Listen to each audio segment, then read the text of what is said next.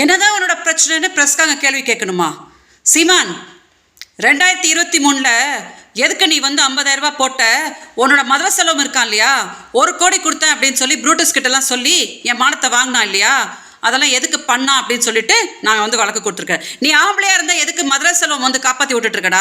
எதுக்கு மதுர செலவம் வந்து காப்பாற்றி விட்டுட்டு இருக்க? நீ என்னமோ என் பிள்ளைங்க வளர்ந்துருச்சு, அது வளர்ந்துருச்சு, இது வந்துருச்சுன்னு. அப்போ எதுக்கடா என்கிட்ட வீடியோஸ் வாங்கினீங்க? எதுக்கு வீடியோஸ் வாங்கினீங்க? நீ வாங்கி வைப்ப, அப்போ நான் வாயை பொத்திக்கிட்டு இருப்பேன், அப்புறம் உங்கள் ஆட்களை வந்து டெலிகாஸ்ட் பண்ணுவேன்னு சொல்லி மெட்டுவாங்க. இதுக்குள்ளே நான் சாகணுமா? நீ ஆம்பளையா இருந்தால் வந்து இந்த மாதிரி அநாகரிகமாக பேசாத சீமான், அநாகரிகமாக பேசாத. 2008 வெறும் 6 மாதம் தான் வந்து பழகினா. அப்போ எதுக்கு வந்து 2011 வந்து நான் கம்ப்ளைண்ட் கொடுப்பேன்? 2011 நீங்களாம் கொடுத்த டார்ச்சருக்கு தான் நான் வந்து போட்ட துணியோட வந்து கம்ப்ளைண்ட் கொடுத்த கமிஷனர் ஆஃபீஸில்.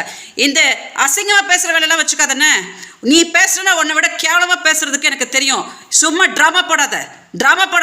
நேற்று வரைக்கும் நீ என்ன சொல்லிட்டு இருந்த? விஜயலட்சுமினா யாருன்னே தெரியாத அவங்க திமுக கூட்டிட்டு வந்தாங்கன்னு தானே சொன்னேன்.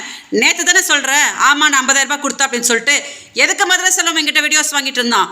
எதுக்கு நீ வந்து எங்கள் அக்காவுக்கு வாழ்த்துக்கள் அமிச்ச? எதுக்கு எங்ககிட்ட எல்லாம் இந்த டார்ச்சர்லாம் பண்ணிட்டு இருந்தீங்க? எதுக்கடா நீ முதல்ல 50,000 ரூபாய் போட்டுட்டு எது மதுரை செல்வம் வந்து புஷன் என்கிட்ட பேசிட்டு இருந்தான்? இதெல்லாம் வந்து அங்கே பதில் சொல்லு. முதல்ல நீ வந்து ஒன்றுமே போடாமல் உட்காந்து பொண்டாட்டின்னு பம்பனியே, அதுக்கு என்ன போய் பதில் சொல்கிறா? அதை விட்டுட்டு உட்காந்து மீடியா முன்னாடி சீன் போட்டுட்டு இருக்காத. கேவலை பிடிச்ச பொம்பளையா ஒன்னே மாதிரி ஒரு துப்புக்கட்ட நாய் கூட வாழ்ந்தேன் பாரு. நான் தாண்டா, எனக்கு தாண்டா வந்து கேவலம். ஒன்னே பெருசாக வேணும், பெரிய ஆள் மாதிரி பேசாத.